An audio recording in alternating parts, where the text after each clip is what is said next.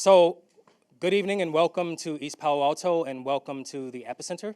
I'm Melvin Gaines and I'm the city manager of East Palo Alto. I'm also thank you. I want applause for this one. I'm also a lifelong resident of East Palo Alto and have the most important job of being a father to an 8-year-old and a 5-year-old, raising them in this community along with my amazing wife, who's also a working parent. So clearly discussing childcare is important to me both on a professional level as a city manager as well as being a parent, so it's important on a personal level. It's wonderful to see parents, caregivers, providers, educators, business leaders, and neighbors gathered together for a conversation that truly touches every household in our county. Thank you all for making time to be here. Tonight's town hall is hosted by two leaders who have championed families and opportunity throughout San Mateo County. Supervisor Jackie Spear represents District 1 and brings more than 4 decades of service at every level of government. She is known for taking on the toughest issues with courage and focus, and she's now laser focused on tackling the high cost of living, eliminating child poverty, and moving us toward universal child care.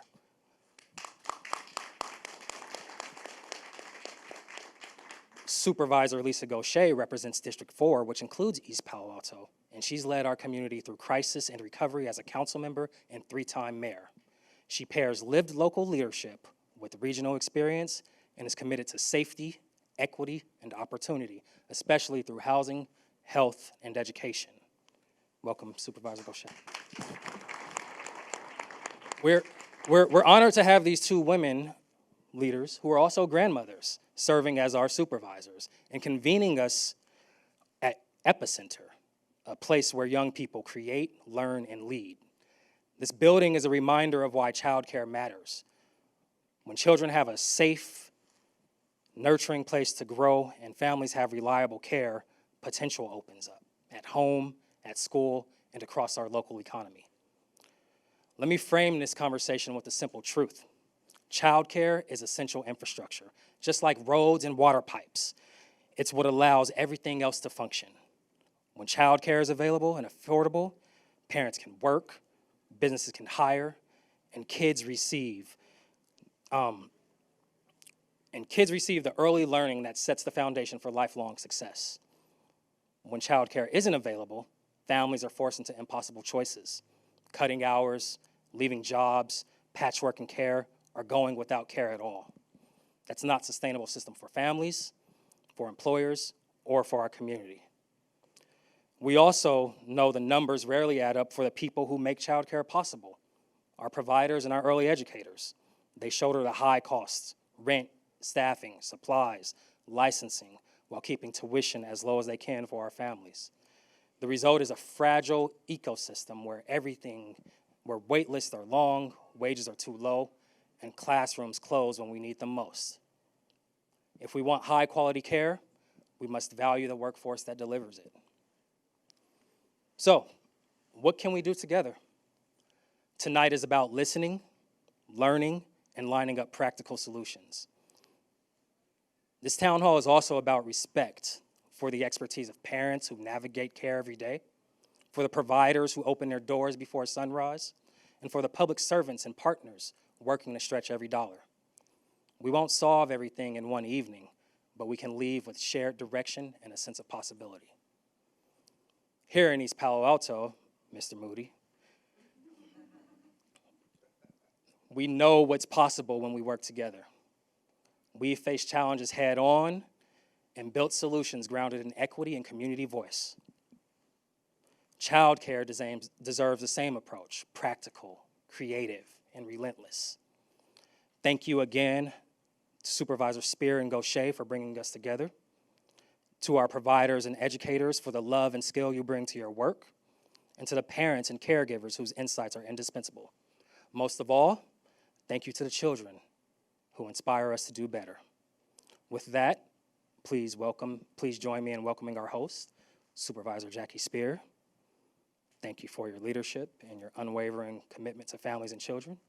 And Supervisor Gaucher, thank you for championing equity, opportunity, and well-being of everyone in our community in District 4. Let's get started. Thank you to City Manager Gaines for those beautiful remarks. My name is Nicole Fernandez, and I am proud to serve as Supervisor Gaucher's Chief of Staff. But in my other life, I'm also on the San Mateo City Council, and there are some dignitaries I just want to call out tonight for spending their evening with us amongst all of us, because this is an important issue to everybody, no matter what level of government. I want to call out Vice Mayor Mark Dinan in East Palo Alto. I also want to call out former council member Larry Moody. I'm excited to call out Ravenswood School District Trustee Jenny Bloom. I also want to call out former San Mateo City Council member Rich Hedges. And last but certainly not least, Mariah Kalhoff on behalf of Assemblymember Diane Pappin. Thank you all for joining us tonight. Thank you, Melvin and Nicole. Isn't this a wonderful building? Don't you agree? It feels like a talk show, Jackie, as we're sitting up here right now. I'm going to go first, and then we're going to hear from Jackie Spears, Supervisor Jackie Spears.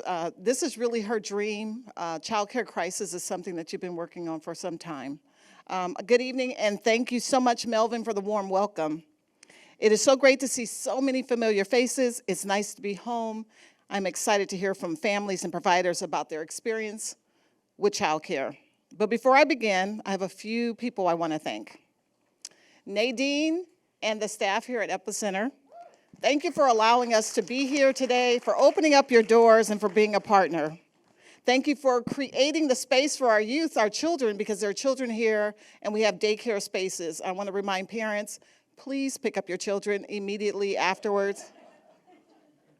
Thank you to Karen Pace and the Ravenswood Early Learning Team for your support.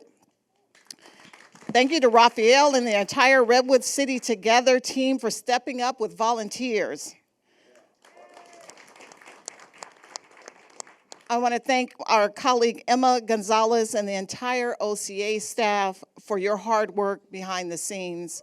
And thank you to our interpreters this evening. Thank you for being here, for providing such a wonderful service. And thank you to the Ravenswood Clinic for helping us with overflow parking. Now, if you've parked in overflow parking, please move your car by 8:30 or you won't get it until tomorrow morning.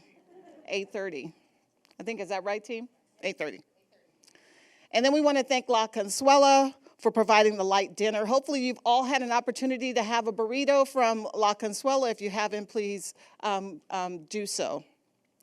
And lastly, thank you to everyone who showed up today. I understand what it means to show up to a community meeting after work when you're tired and have tons to do. So thank you to the parents, the guardians, loved ones, providers, and everyone in between. We couldn't do this without your input.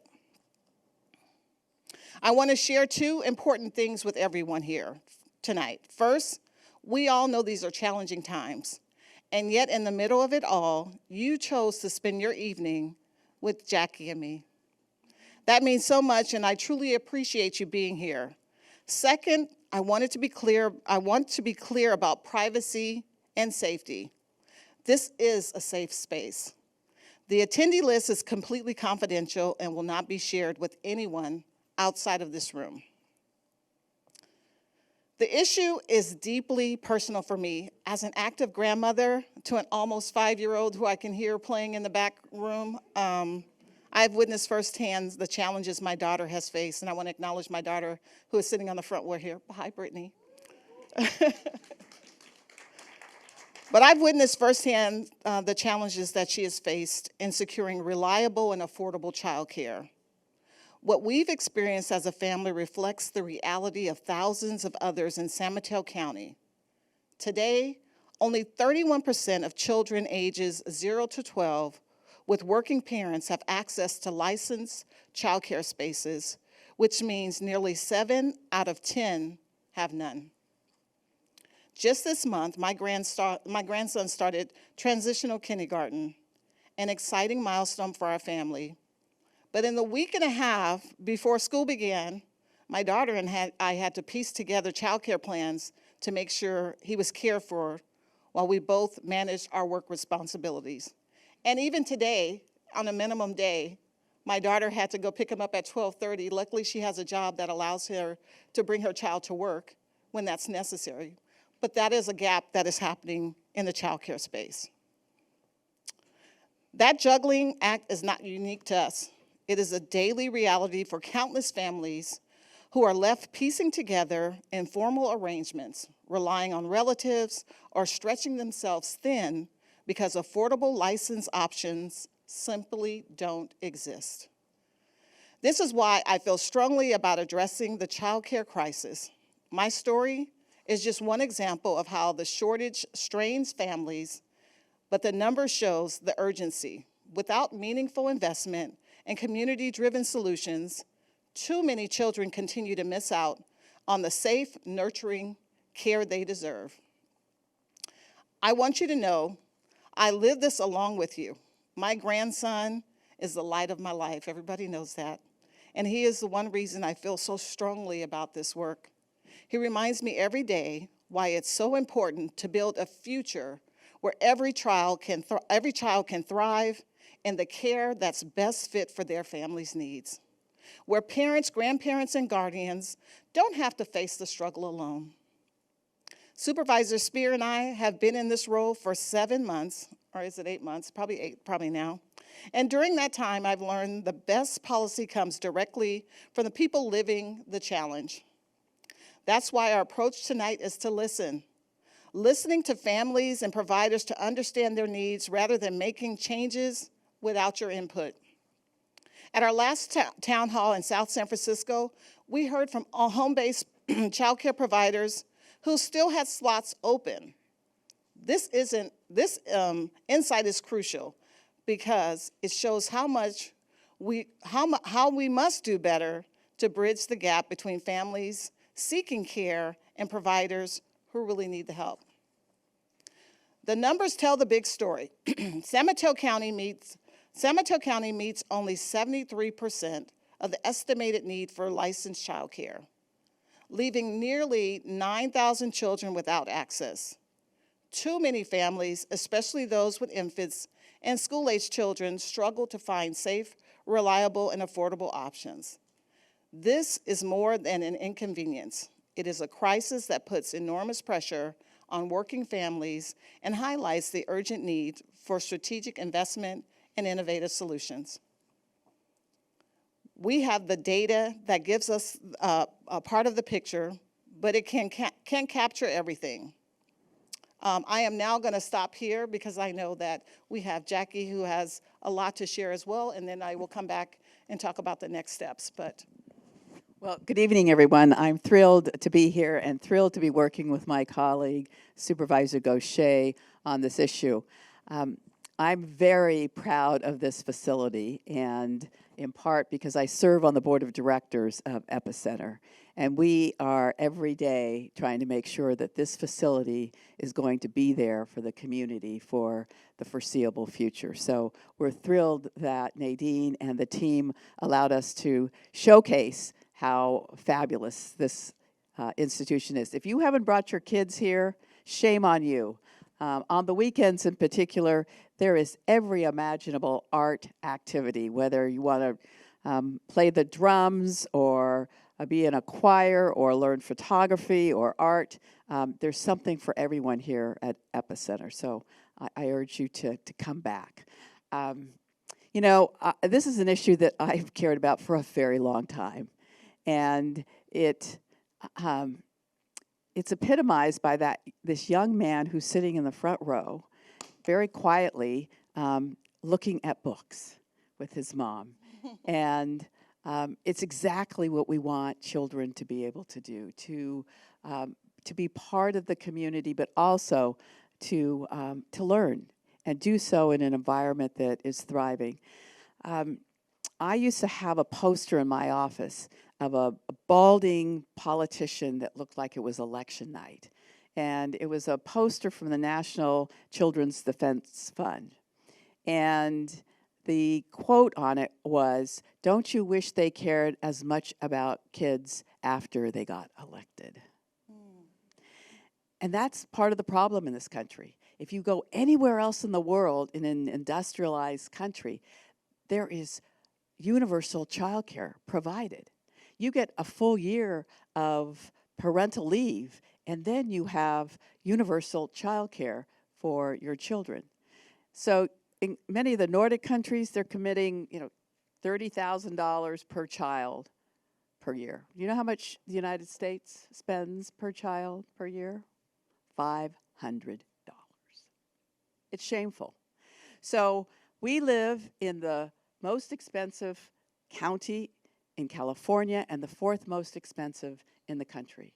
So our goal is to make this more affordable for families. We know that families are struggling because it's $36,000 on average for childcare a year. I mean, that's more than a public college education for a year. And to think that somehow we don't recognize our responsibility to help build the next generation is really quite troublesome. So in part, what we want to do is find out where the greatest need is. We're going to look at pilots that we can undertake. We want to make it easier for parents to access the information by having a universal portal that will be run out of the county where you can put your zip code in, find out where the vacancies are in your zip code, and what the cost is at each of the child care facilities. We want to make sure that family daycare providers also continue to be successful. We've lost 25% of the family daycare homes since COVID. And in part, it's because of the struggle they have. So the extent to which we can provide additional business resources to them so that they can do and make the ends meet, we want to be part of doing that as well. The workforce crisis in this county starts in the crib. We have a decline in children in birth rate in this county, and we have an out-migration going on in this county. That means there's going to be fewer people to do the jobs that need to be done. There's going to be fewer kids in our schools. We're going to see school closures. All those things don't need to happen. And in the richest county in California, with the technology that we have been so proud to promote, we've got to be able to do a better job. You know, the city manager, Melvin, said that it's infrastructure, just like roads and bridges are. And we don't hesitate to slap another half-cent sales tax to make sure that our transit works. Well, I'm also interested in seeing us commit a half-cent sales tax that would be $130 million generated a year to help defray the cost of childcare. Alameda County has done it. San Francisco has done it. Santa Clara. So, we've got to step up. So with that, Madam Supervisor, I turn it back to you. Thank you so much. So tonight we're here to hear from you. We have a microphone here that you can walk up to. Please don't be shy. This is a safe space. We can only make changes once we hear from you. But before we get started, do we have the Mentimeter? Before you come up to the mic, we want to share your experiences. We encourage you to use the Mentimeter. How many of you use Mentimeter? Of course you have, because we're in Silicon Valley. Oh. So before this is, if you need to get on Wi-Fi, check your phone, because there's going to be a QR code that's going to come up. Check your phone to make sure you're on Wi-Fi. This is the Wi-Fi for this facility to ensure that you have access. I'm looking. I think you're all ready to go. We're all ready? Say yes. No? You need more time? Say a little more time. Okay.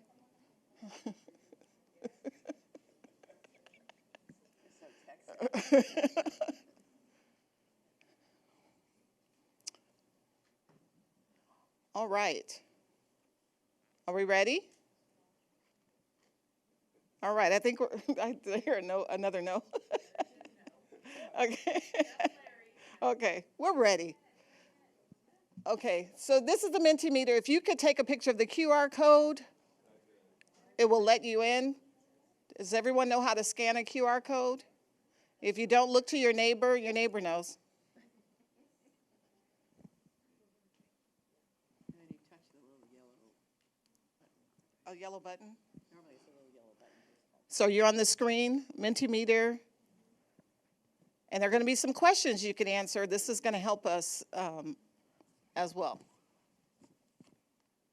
I see people still looking at their phone. I think you're ready. I'm seeing all the hearts. People are signed up. Okay, so that we can have more time to hear from you, we're going to move to the first question. Answer the first question, and what role are you here tonight? Are you a parent, a child care provider, community member, or someone else? It looks like it's a race between child care providers and community members. Where are the parents? I know there are parents in the room. Oh, okay. All right. It's always good to have child care providers. 9 child care providers. Is there another parent? All right. All right. That's good. Thank you. This is exciting. All right, moving on to the next question. In one word, how would you describe your your experience with child care? Now, you're going to type a word into your phone, and we're going to see this change on the screen. It's frustrating. It's expensive. We keep hearing that. Frustrating keeps moving. Challenging. Awesome. Expensive still is the biggest word. And challenging.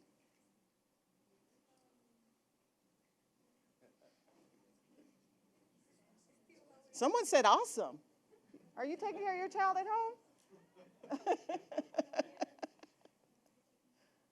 All right. Exhausting. I understand that too. Unavailable.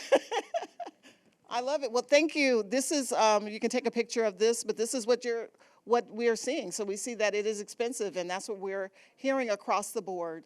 It is challenging, necessary, frustrating. All of those words fit for child care. The third question is, what type of child care do you use? Home-based, facility or center-based, family or relative, both or combination?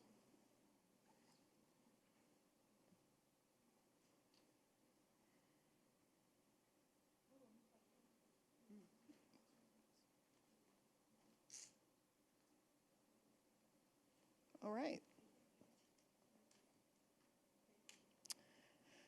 I can see and understand the combination because like Camden was in school, he was out at 12:30, you have to figure out something. So if you're having that experience, I understand.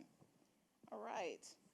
And the last 2 questions, how much are you paying for child care per month if your child is under 2 years old and if they're over 2 years old?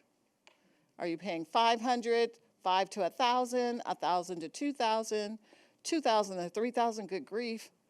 3 to 4, over 4,000.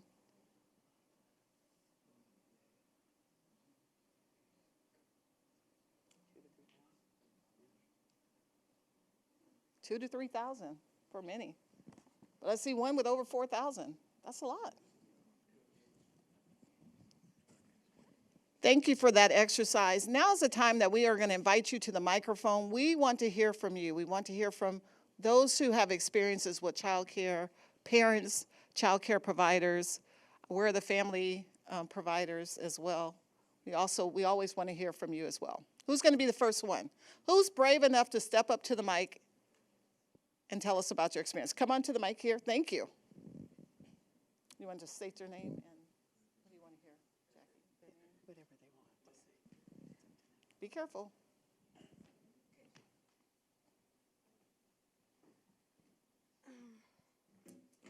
Okay, I wrote something previously. I wrote something previously before coming. So first off, hi. Can you put it closer to your Yeah, let me see. mouth? Is that better? All right.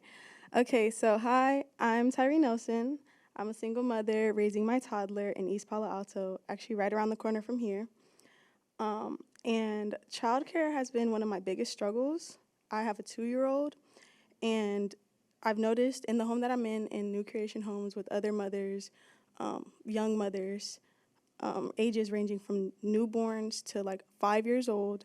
We all have faced the same issue of finding childcare, maintaining childcare, and affording childcare. Here in this city specifically, me personally, I'm now in college. I've started at College of San Mateo, and I can't seem to get childcare around here. I haven't been able to afford the childcare around here. And so I have to go at 4 o'clock in the morning, taking my son, a 2-year-old, on the bus, public transit, all the way down to Santa Clara so my sister can watch him, and then traveling at 9 o'clock to get to school at 9 o'clock in the morning at College of San Mateo. And with that, I've luckily been blessed with New Creation Home, so I have access to other resources. But programs like that, like New Creation Homes, do need more support with those types of things, with help with the single mothers with transportation. I feel that East Palo Alto can probably help by creating a child care fund, giving grants to centers like New Creation Homes or even the child care centers around the area, possibly providing shuttles for parents, and I believe, as you said, the apps that once they're shown and we can find access to them, probably a shuttle to get single parents and other parents to and fro, because the traffic here is actually like kind of crazy. It takes 2 hours on the bus just to get to downtown Palo Alto sometimes, and that's very frustrating. The cost is very stressful, especially finding a job in the area is very stressful, especially when you first move here, because I am new to the area, new to the county, so just getting my grounding. Yes, and I've noticed just talking with other moms in the area that a lot of families don't have access to cars. They're struggling to get cars, so I do think the shuttle would definitely help. And yeah, investing in this would definitely give single mothers like me and my friends at New Creation Homes real stability and give our children a strong start that they deserve. And then that's everything. Thank you for sharing that with us. Can we ask you a question? Yeah. What are you studying at CSM? I'm studying psychology. Psychology? And what is it you'd like to do? I eventually want to do a nonprofit for grieving children so that they have access to therapeutic services. That's good. Are you familiar with the county's program for subsidized childcare? Have you looked into that? Yes, I'm actually not eligible for 4Cs under the county because of the age of my child. So I have to find, I'm in stage 1, and stage 2 is what 4Cs accepts in this county. And since I am not stage 2, I have to find child care centers on my own, and the ones that are near me and in the area are too expensive for my county benefits. Okay. Wow. Thank you for sharing that with us. Of Yes, course, thank thank you. Thank you.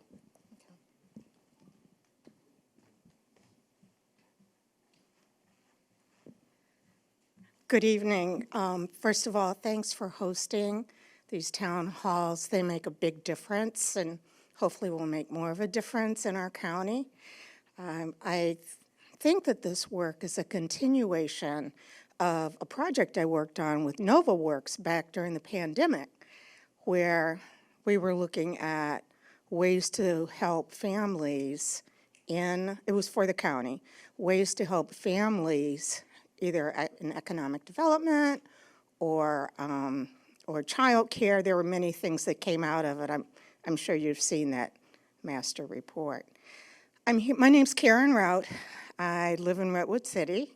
Lived there for 15 years or so, maybe longer. And I'm here tonight as a volunteer to a nonprofit called Tiffin. And Tiffin.org has been very active in the child care planning and programs here in the county. We hope to become more active. But I want to say that when we started doing training, which is what we do, and certification of in-home caregivers, we knew that the demand was large. We knew that demand for childcare, but also demand for training. people want to be trained. They want to have a better ability to take care of their family members or other kids in the neighborhood. So I just want to say thank you for doing this, and Tiffin and its folks look forward to working with you in the future to help address the shortage of caregivers here in the county. Go ahead. How much does it cost to do the training for someone? The training, it depends on the level of training. We've actually had there are in-person trainings and there are online trainings, and we're developing the online trainings to be able to reach more people, not just here in the county. I think it's like under $500, right? The county has given us stipends for some of our graduates to help supplement that, to give them an incentive to go through the training, and then once they have worked for a family for 6 months, then they get a stipend, a bonus from the county. But the training, there are different types of training. There's a basic training. There's a safety training. Right now we've got 2 or 3 different types of programs that our students go through. Thank you, Karen. Okay, thank you. Who else is going to come to the mic? All right, Rich.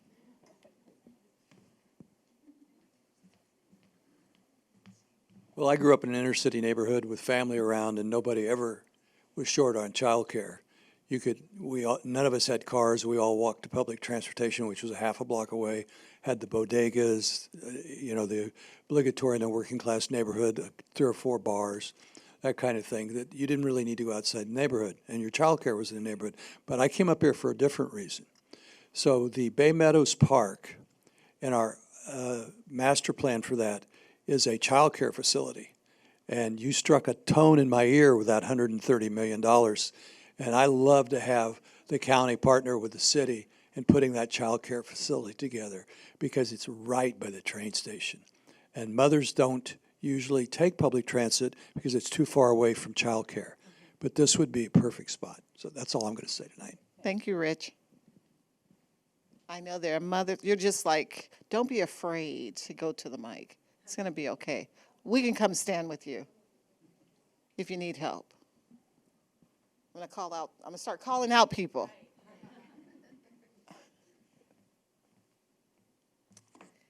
Thank you for this opportunity to speak. I must admit I'm coming with a heavy heart after today's events, so forgive me if I lose it in all of this. According to the San Mateo County Needs and Assessment Supply and Demand Survey, only 1/3 of adult infants that are looking for childcare are going to find a licensed spot. I'm sorry, I'm not. Okay, are going to find a licensed spot. That means 2/3 of parents with infants are not going to find infant care in San Mateo County. And that's something that we can change very quickly with the strike of a pen. Right now in family child care, an infant is defined as 24 months and younger, where in centers it's 18 months and younger. Well, once a child turns 24 months, there's a 94% chance of finding a spot. So if we just move these older infants from their infant spots into a toddler spot, we would create a lot more spots for infants. And I think that that would be a very easy, cost-efficient, won't cost a dime, that we just need to change the definition of an infant from 24 months to 18 months. Wouldn't that be a state statute? I believe it would be, correct. Yeah, but we would need to change what the definition is. It was changed for centers. It never was changed for family child care. And will that eliminate this crisis? No, it won't. But it will open the door for infants to have more availability and for parents to have more choice. Wow, I have a lot of supporters. And I do have 2 copies of the needs assessment if anyone wants the data that I'm getting this No, from. thank We you. have Assemblywoman Pappin's staff here. Yes. So this might be a great Mariah. bill idea for her to undertake. Okay. I will give her a copy. Thank you. Now I'm going to call on somebody who was clapping from this section on the back row. Would somebody please come to the mic and share your stories?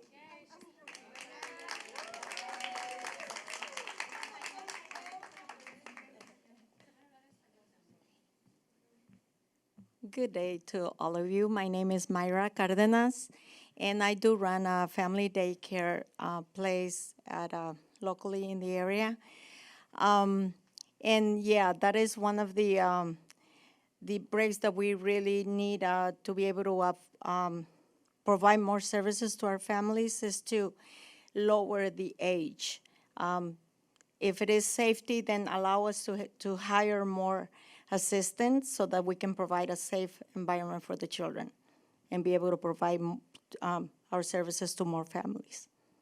So lower the age for home daycare, similar to what we just heard.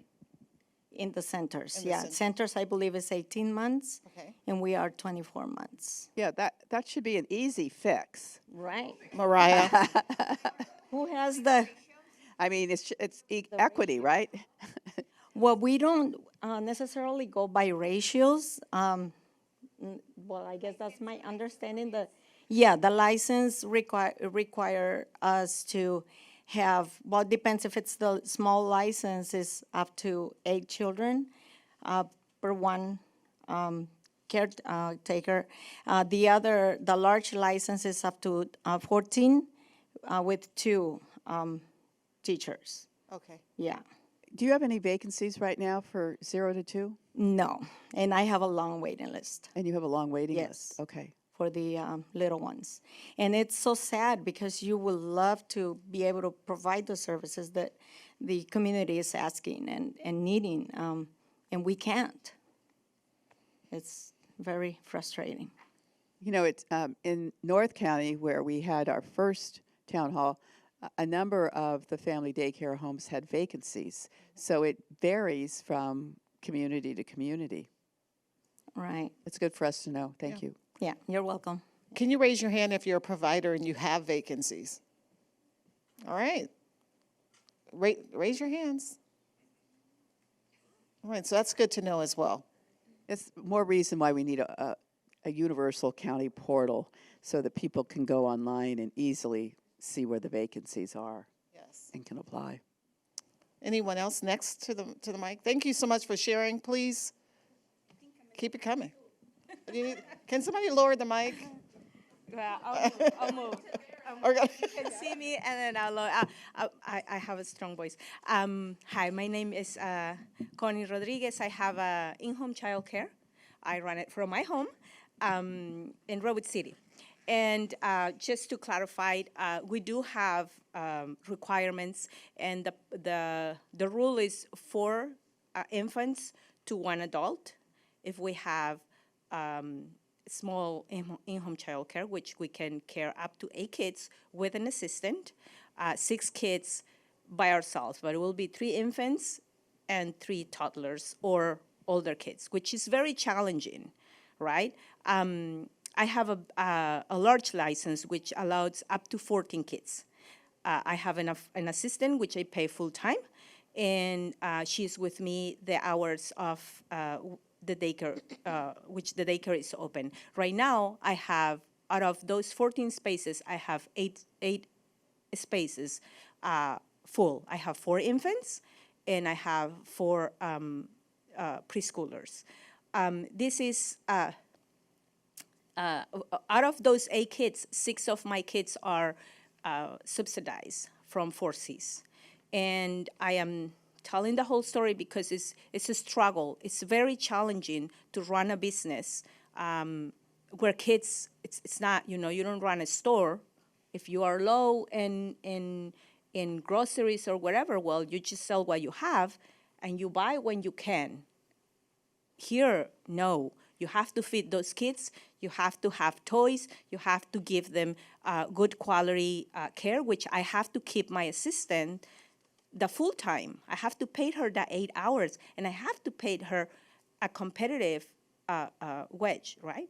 I can't pay her the minimum wage. I have to pay her more because she's taking care of children. So she has to love what she do, but also she has to be paid well.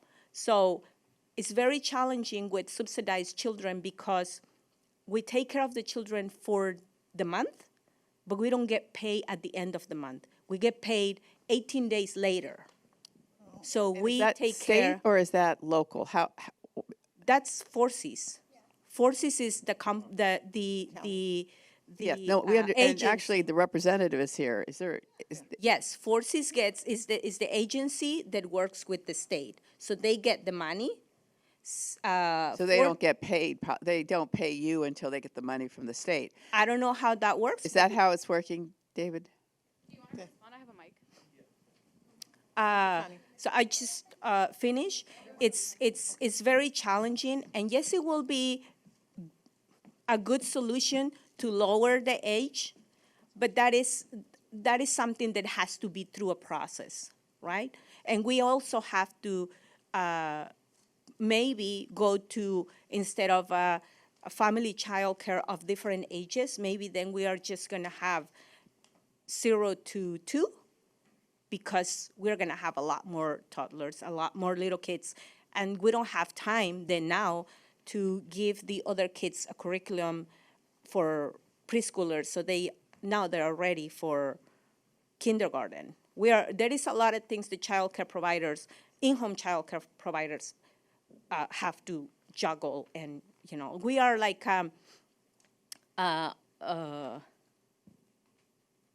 homeschooling, right? Because we have to nurture the babies and help them to. There is a lot of rules we have to we have to follow, and when licensing inspector comes to our house, to our home, unannounced, I got the visit last week during nap time. My kids were napping, and she had to come in and look at my babies, how my kids are sleeping, what am they feeding. I can't feed them junk. I don't want to feed them junk. I don't want to go to the dollar store and buy whatever. I want to get them quality food. The kids take 2 out of 3 important meals in my house. They have breakfast, lunch, and 2 snacks. And what am I feeding them? What can I afford? What am I teaching them? What can I afford? What can they play with? What can I afford to give those children? And plus that, I have to pay my mortgage. I have to pay all my bills. I don't have a job outside my house. This is my job. And so it's very, very, very challenging. Sure. So we really need help, because our parents are struggling. A center is not going to open earlier for one kid. I have a family, I have a mom that works at another daycare, and she drops off her little boy earlier than everybody else. And I open for her because I care for them. A center is not going to do that. I have another family that cannot afford to pay the 6 days a week, but I take care for that little child on a Saturday. Wow. And I only charge 5 days. I have a family they cannot afford to pay for September. Guess what I'm doing? These are lives. Mm-hmm. And I cannot tell this mom, oh, you know what? Deal with it. I'm helping. We are really the heart of our community. Mm-hmm. Thank you. So, David, we're going to hear from you. I heard a lot.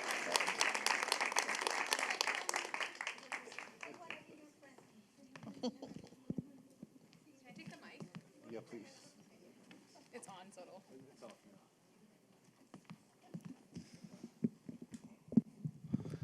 Hello, thank you. I'm David Fleischman, Executive Director of 4Cs. It's very hard to hear the challenges that families face finding and paying for childcare, whether it's in general and certainly when it involves 4Cs. But we do hear them in meetings like this and from people we work with, and certainly our staff are hearing them every day from the people who are most affected. There are things that we control and there are things that we don't control. And I want to clarify two of the things that were mentioned here tonight. So in terms of when the subsidies get paid, this is all highly regulated. We pay subsidies based on attendance forms that show kids are enrolled. So when those are submitted at the end of the month, by the 5th of the month, we send out payment on the 15th.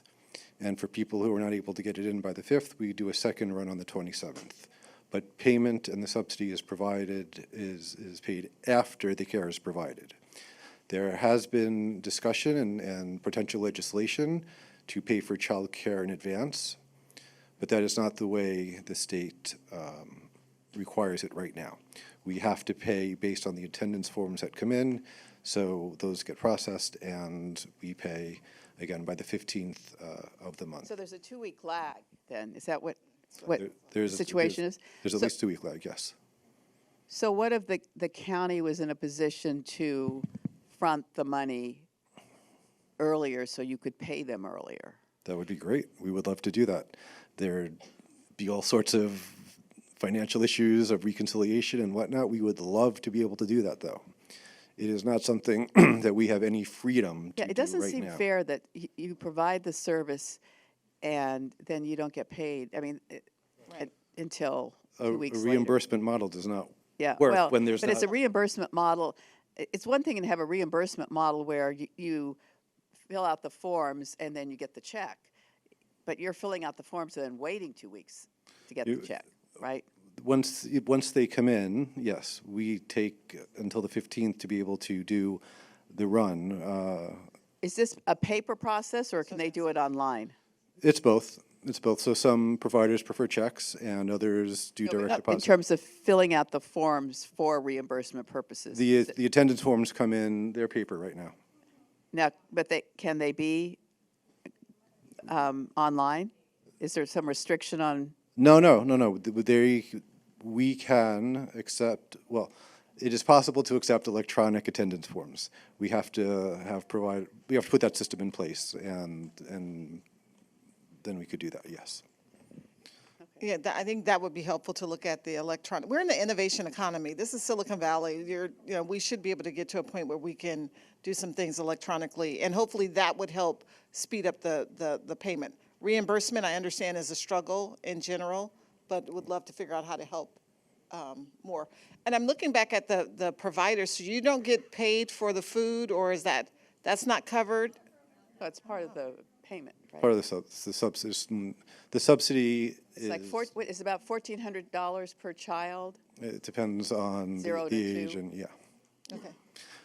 There's something else I wanted to just address. The first speaker talked about stage 1 and stage 2. Yes. And stage 1 is completely run out of HSA. Four Cs does not have any involvement with stage 1. But as soon as a person graduates, so to speak, from stage 1 and enters stage 2, those subsidies are provided by Four Cs, and the state treats that as an entitlement program. So if you are leaving stage 1, you will be eligible immediately for stage 2 child care subsidy. So define what stage 1 is. Stage 1 is cash aid, and then stage what? It's called cash aid. So, I mean, define who's in stage 1. It's the families that have the most urgent needs. It's the families that are in crisis. If anybody else So- can find.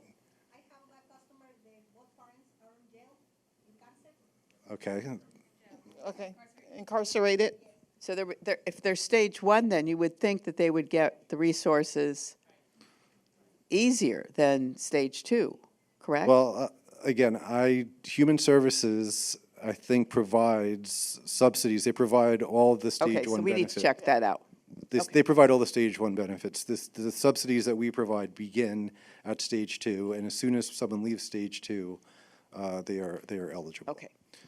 But the first speaker said she was in stage 1. Yes. You're not incarcerated, so you're clearly out here going to school. I think, but she's getting her resources through the county HSA Okay. and not through Four Cs. Okay, is it? Okay, yeah. So for the first part, it's so anyone who receives cash aid through the county, no matter what county it is. So like I came from Los Angeles County. There's 4Cs there, but it's not called. It's like childcare triple Cs, like it's 3Cs.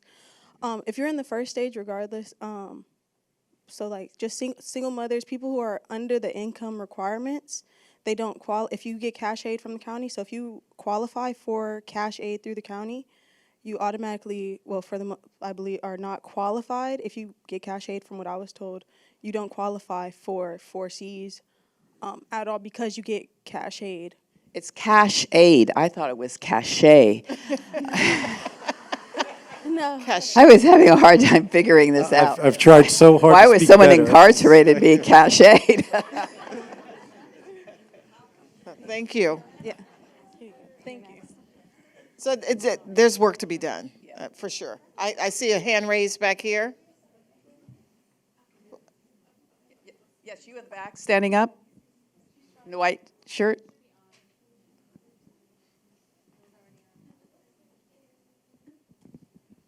Hello. Yeah, hi. I'm Victoria Manihan. I'm a childcare provider, large license.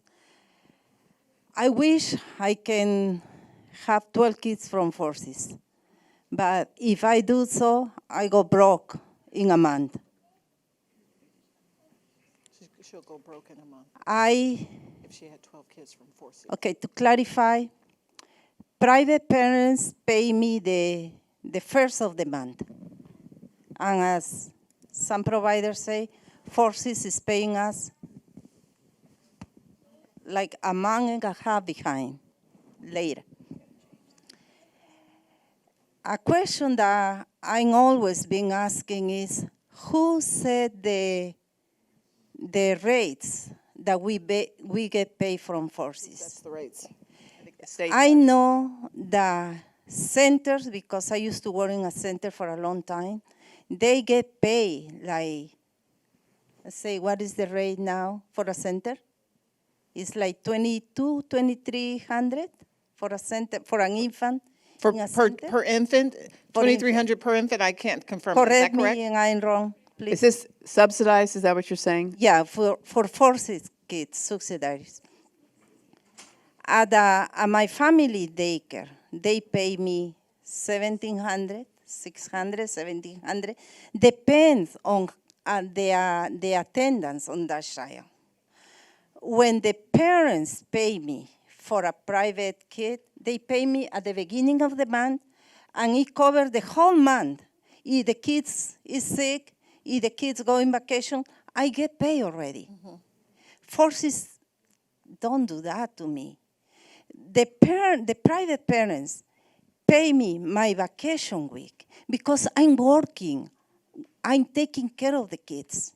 They pay me a week in July and a week in December. I'm so grateful for that. Forces or any subsidiary program don't pay me. And my friends from forces, they know me because I go there and I ask. I asked them many times why I don't get paid. They said, well, the kid don't attend your daycare on that week that you're closed. I said, but that's my vacation week. I deserve to be paid. Do I deserve to be paid or not? Yeah. I deserve to be paid. As I say, I wish I can take care of 12 forces kids or any subsidiary program, but I can't. Yeah. I can't because the amount they pay, I can't survive with that. Right. I had to pay my employees. Yeah. I had to pay for everything. I had to provide the food for those kids. Thank you. Thank you. Thank you.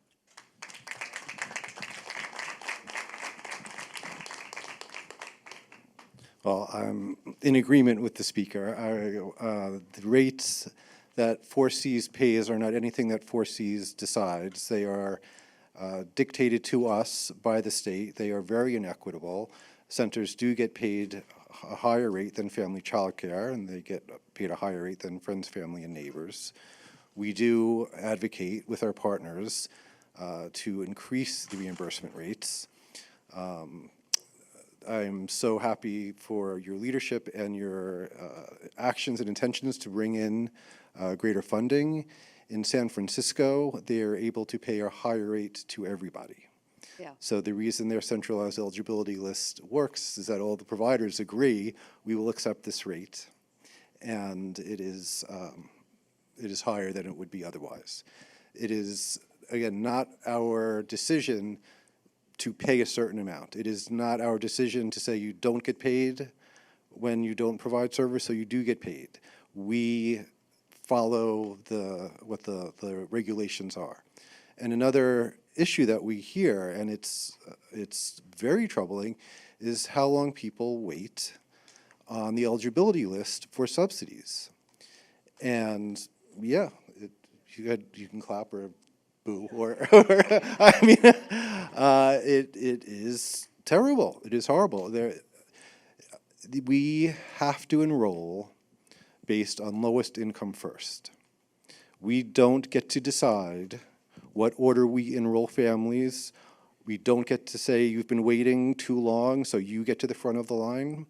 It is absolutely state regulated, and it's by lowest income. So Supervisor Spear, you could be making $2 a year and finally get to be next in line, but if Supervisor Gaucher comes in and she's making $1 a year, she's in front of you. Wow. So in San Francisco, Yes. that's not the case because they do what? Well, it wouldn't be the case if we were able to provide preschool for everybody and subsidize that.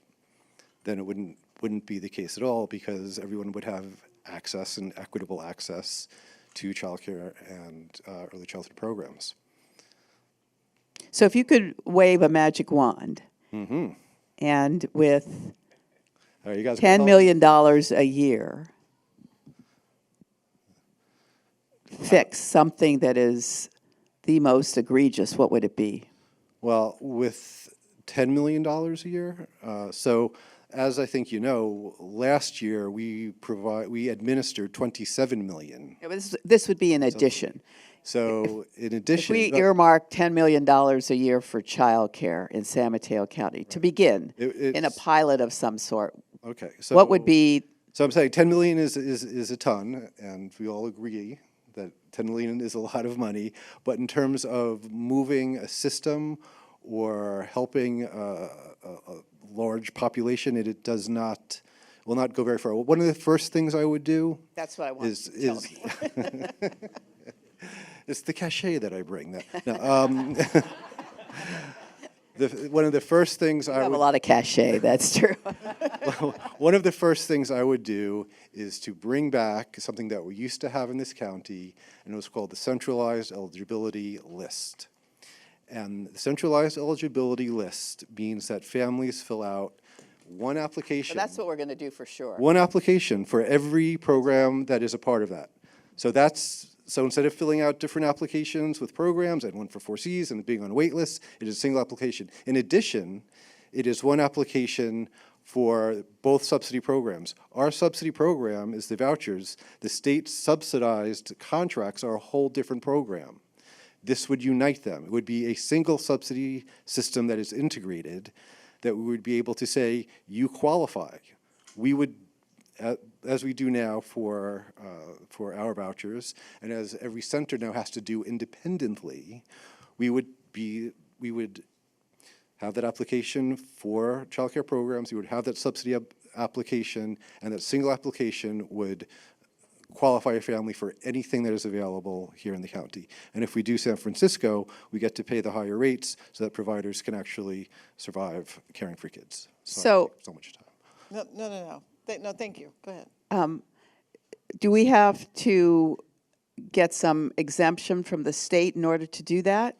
Do a demonstration project or a pilot to do that, or not? We would have to work with the state, but the state used to fund that. And that is something that is, not that it doesn't have not that it's not complicated, but it's low-hanging fruit. It's a no-brainer in terms of helping families and helping providers.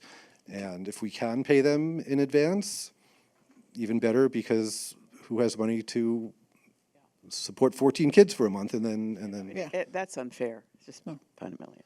Thank you so much. well, thank you guys. Yes, and we'll hear more for sure. We have 2 more listening sessions, I believe. So thank you. Parents, we'd love to have some parents. Where are the parents? Right. Brittany, I'm going to call you. for Right sure. here, right here. Can you guys hear me? Yes. Okay. Can you Hi, come down? everybody. Thank you so much for having us here. I really learned a lot. I'm here tonight as a parent. My name is Crystal. I have a son. He just turned 2. So it's been a journey, to say the least. I only have 1 kid because I think that's it for me, for sure.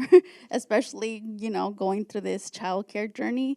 I'm also the program director at UCA, so I also work with teenagers. So not much different from my child, they just don't take naps. That's the only difference.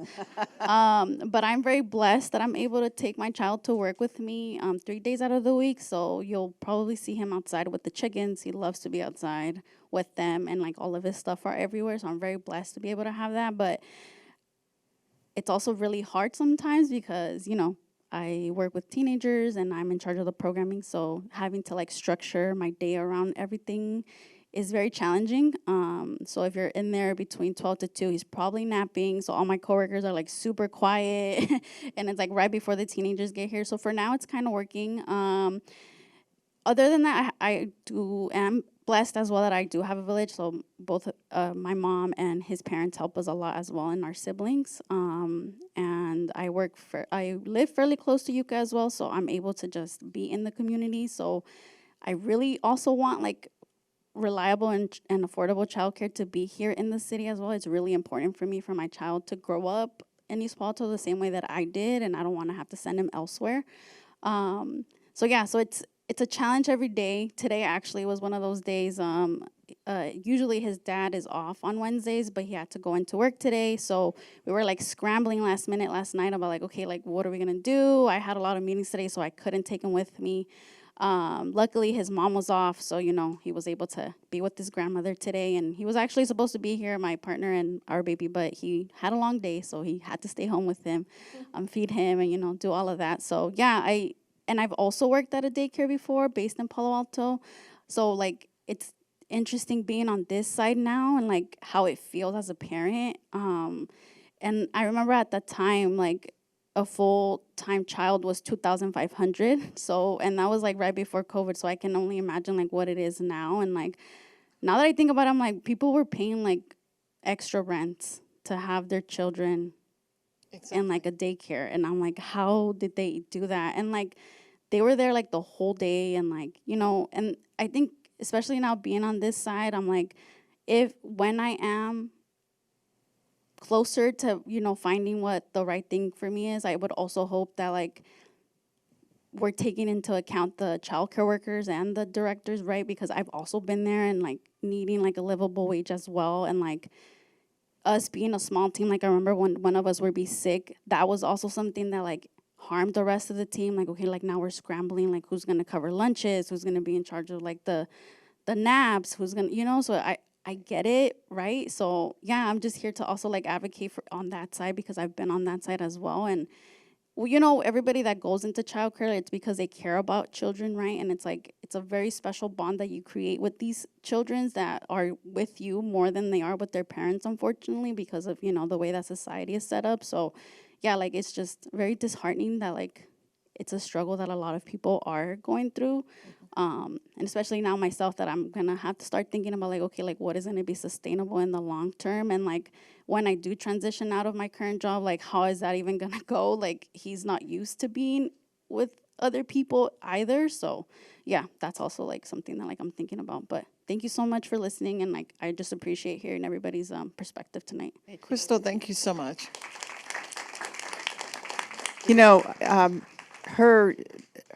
Her comment that she's probably only going to have 1 child is not unusual these days. And the trouble is, it really requires for us to have the vitality necessary for an economic system that has workers. We need 2 children for every family to make it work. So we're not making it easier, which is what we need to do if we're going to have parents wanting to have a second child because they just can't afford it. Okay, thank you.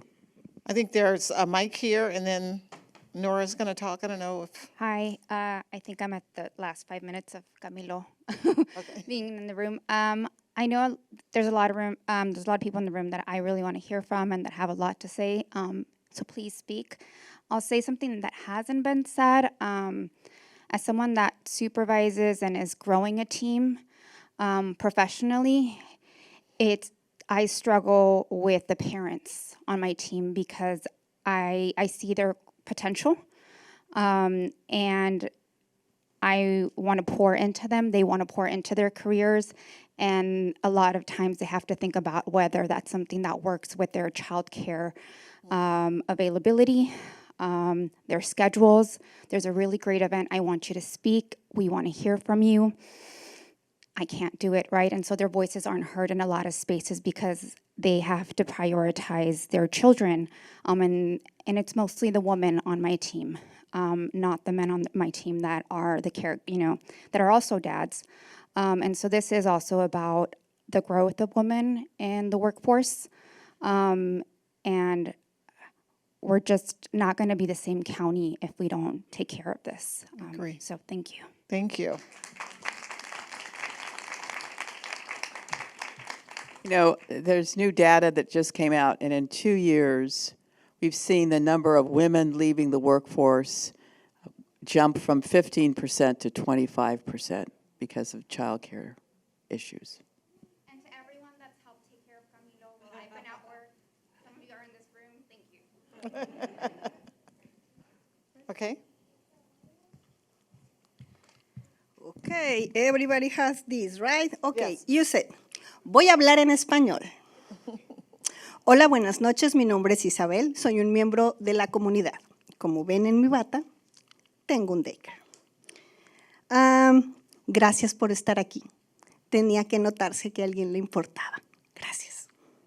Hablo en español porque quiero honrar la lengua del hombre que me trajo aquí.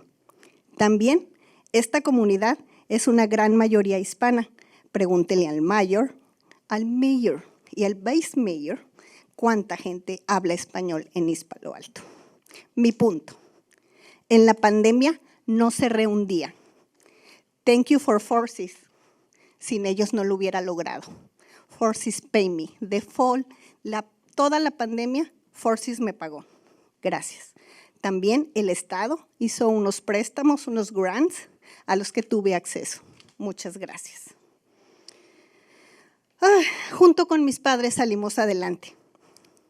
De mis clientes, tengo un lugar de 14 niños.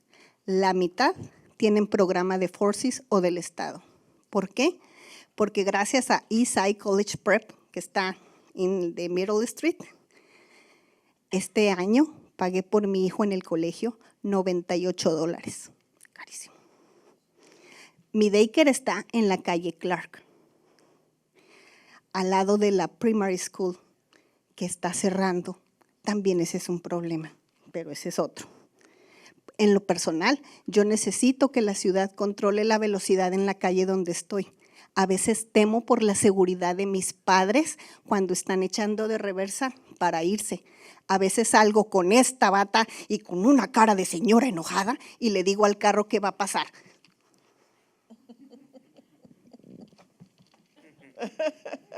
¿Por qué? Temo por su seguridad.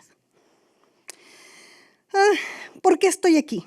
Porque quiero contribuir, porque quiero que las leyes cambien, que sean más consideradas. Ya escucharon a todos los papás y a todas las proveedoras. A la señora que habló, la voy a buscar, quiero ser su amiga. Yo siento lo que ella siente, a mí me pasa lo que a ella le pasa. Hay quien dice que cobramos mucho, pero si te sale más barato quedarte en tu hijo con tu casa, también hay una invitación. Yo cobro lo que casi el Estado paga. ¿Por qué? Porque mi renta, no tengo casa, es de $5,000. Los invito a que vengan a mi cuidado infantil. Para cerrar, quiero decir que soy miembro de la unión, de la UDW. Marché en Sacramento el mes pasado ¿Por qué marché? Porque necesitamos que los asambleístas nos escuchen, porque necesitamos más eventos como este. ¿Por qué? ¿Saben qué? Fui aterrorizada a esa marcha. Invité a 8 proveedoras, ninguna fue, porque tememos que venga licencia y te dé una citación por no estar en tu lugar. Estoy marchando, ¿por qué? Por mis derechos. Yo ya quiero terminar con esto. Hay muchas cosas por hacer, los invito a que me visiten. Soy de los mejores lugares, ¿por qué? Porque he dado toda mi casa para el daycare. En mi casa hay 2 cuartos, nada más, pero todo lo demás es un hogar de cuidado infantil. ¿Por qué? Porque los niños de Palo Alto y de San Mateo merecen el mejor cuidado del mundo. Muchas gracias. Gracias. That is so important. You just said something that's really important. We want to remind everyone, school is in session. Drive like your child is walking, and let's make sure that we're making it safe for all of our students. Don't ride around the buses, and just make sure that our little people who won't be looking out for you arrive at school safely. I know we're almost at 8 o'clock, but we want to see if there's one more parent that would like to share. Thank you.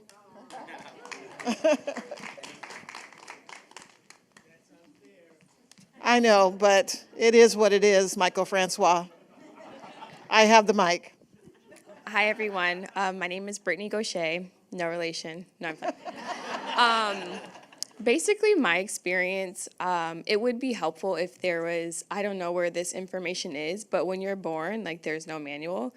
I wish there was a manual about school because when my kid was born in November 2020, so luckily I was home for his first 6 months, so we didn't have to worry about childcare. Then I had to go back to work because I worked in facilities. So I found a wonderful daycare, in-home daycare, Peruvian family. So he was learning Spanish and learning how to not bite people and all the great things. But then when he was 2, the messaging was kind of like, oh, he's getting old. Like, when are you going to transfer him to a school? So I panicked. So now hearing that there are spaces for preschoolers at in-home daycares, I didn't know that. I thought he had to go to a preschool. So if there was some information for parents, just like how does it work? Who can go to what? Like what programs work for what ages? That would have been really helpful. But then it was like a frantic hunt to get him into a preschool. So he ended up at an Italian immersion school that cost $36,000 in tuition. And they had a sliding scale, so I didn't have to pay the full amount. But like I wiped out my savings account. I'm like, oh, okay, maybe you won't go to college, but you'll go to preschool. Like, that's gonna work out. And the unfortunate thing is that I tried to get him into the primary school since I was pregnant, but I'm in that missing middle where I'm in the 80th percentile AMI, but for primary school, it's for lower income, so I made too much. Fortunately, he was able to get a spot now, but I'm one of those families where I technically make too much to attend that school, but if I sent him to the schools I have to pay for, I would not make enough because everything is so expensive in this county. So it's important to think about that, like a lot of resources that moms get. And I'm a single mom, although I live with a single mom, so I get support. But Very special single mom. but a lot of resources that other moms get, I overqualified for, but realistically, I couldn't afford to do what families with an intact two-parent homes could do. So it's always been a struggle. Luckily, he is turning 5 in November, so he'll be able to go to school for free. But that's been interesting to see, like making too much for the resources, but not making enough to be able to really do it in reality. One thing I noticed about my daycare is if someone was sick or if they wanted to go on vacation, the daycare was closed, which is understandable. But I remember one time she got written up because her dad helped out with the kids or something and someone complained because he wasn't on the paperwork. So I don't know if there's a program for respite where like daycare workers, if they're in home, they still need to go on vacation. They still might get sick. They might have appointments or whatever, jury duty, I don't know. If there's a respite system where there are care workers who can step in if that person needs to do whatever, so they're not like panicking about what they're going to do to run their business while they have to run their life. I think that would be really helpful. And if there's something, I'm sure there are laws about parents when they need to stay home with their kid. But I know, like, when school is closed or if school is closed for a half day, I have to figure something out. But there are parents who need to go home and take care of their kids because their job won't allow them to go. And I have a friend who had to stay home with her son who was sick for 3 days, and she got written up at work because she missed work. She had to miss work for her kid, and it wasn't an excuse that, like, oh, the schools won't accept my kid because he's sick, so I have to be home. So I don't know if there's built-in protection in the county for when parents are that daycare for their kid, where they don't get penalized for caring for their child. But if that is something that we can do, that would be helpful too. Thank you. Thank you. Those are some good ideas. Well, Michael Francois, is this a child care question? Is it? You will be the last person. Okay. No, I'll do it right here in case they throw something at me. Okay. Okay. This happened a few years ago, and I found it real serious. First of all, I want to say, with the faces you see here, Miss Spears and Luke Gauthier, this is what East Palo Alto is starting to look like, which is great. Like the United Nations, you know. That's what we look like. Is this a now. child care question? I know, but slow down. 2 years ago, 2 to 3 years ago, a school bus was going down the street, not here, it was in another state, and the door opened and a kid fell out. Ooh. The back door fell out. The only reason the kid didn't get run over because the car in back of him had a paramedic. So I'm asking if you guys can consider any buses, and every bus that rolls around San Mateo County, even Santa Clara County, has a warning signal or something, a green light that goes on when the door is open. Because the kid opened it up by mistake or on purpose, and off the kid went. Thank you. That's just a safety issue. That's all I'm asking for. No, thank you. Thank you so much for sharing that. Okay. I just want to thank you. We both want to thank you for being here tonight. And before we close, there was a tragedy that happened in Minneapolis today. And if we could just take a minute of silence for those 2 young people and those families who went to school today and were praying and are not going home tonight. So if we could just before we end, let's just take a moment of silence, please.